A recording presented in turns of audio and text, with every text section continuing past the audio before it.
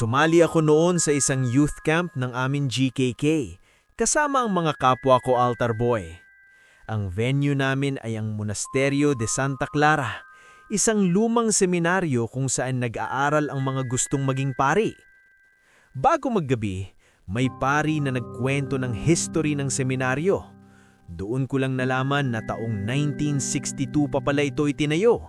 Nang gabi, nagkasundo kaming wag munang matulog, hanggang sa 2 na lang kaming gising.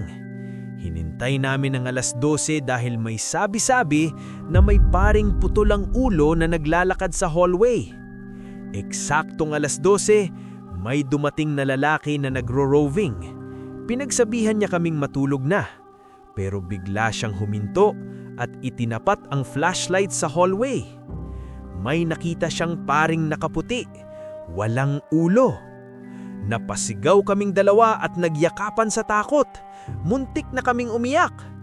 Biglang tumawa ang lalaki at sinabing, "Prank lang yon."